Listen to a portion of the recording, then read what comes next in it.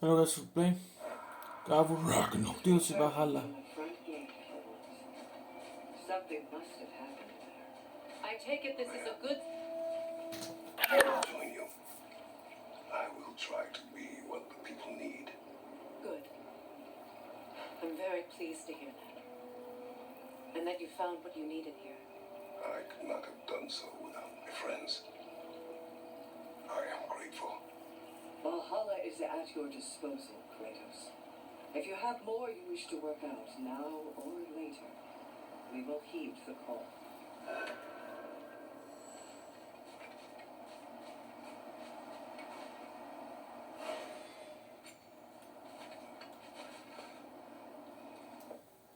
Well, I guess this is the end.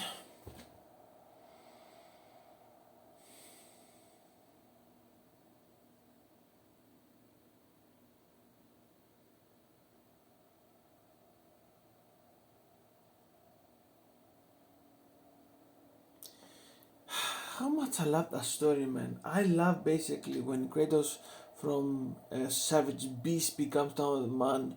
I love basically Kratos. Even though The Last of Us is basically the most popular game of all time in the PlayStation console ever created, and I guess you can say you can beat every single category of The Last of Us. It's indestructible, don't get me wrong, but God of War will be always right behind The Last of Us.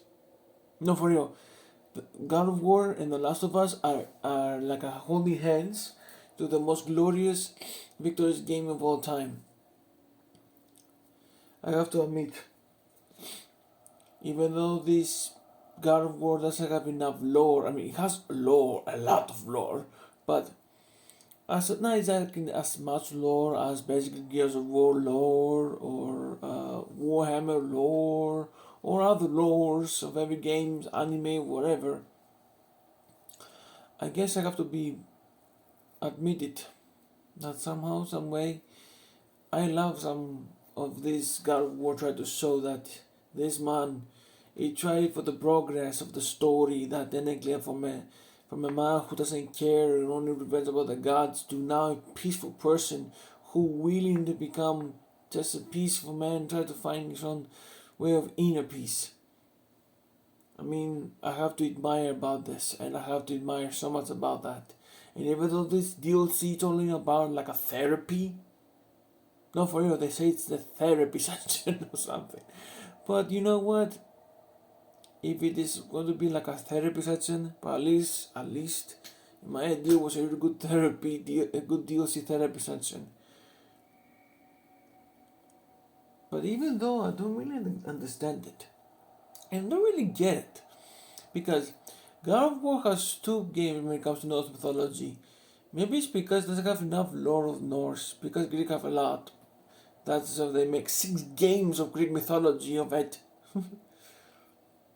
Okay, now you could say there are few of them as flashbacks. I mean, God of War goes to Sparta, God of War, General of Olympus, and Conversation are flashback games. But when it comes to the trilogy, are just the forward ones.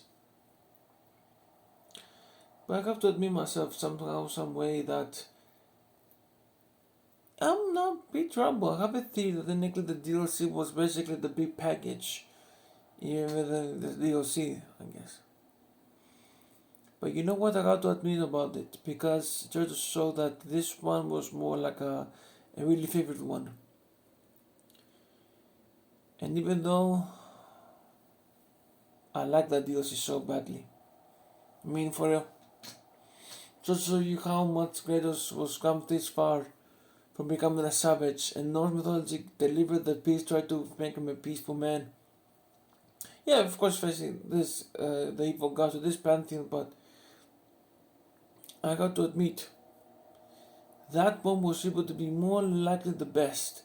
And even though it doesn't look like a brutal Norse mythology pantheon, at least they could deliver the punch to try to show that how indestructible Kratos is. But hey, even though then and that, I have to admit about one thing about God of War, about this DLC. It's still dope then in the Greek saga and still dope in the Norse saga. No matter what of saga he is, God of War will be still, like I said before, right behind The Last of Us. Even The Last of Us is one of the greatest games of all time, God of War is right next behind it. And also our favorite boy Kratos right behind it. And DLC like this deliver really good puns. And even though that was now a great fucking DLC. I love that fucking DLC.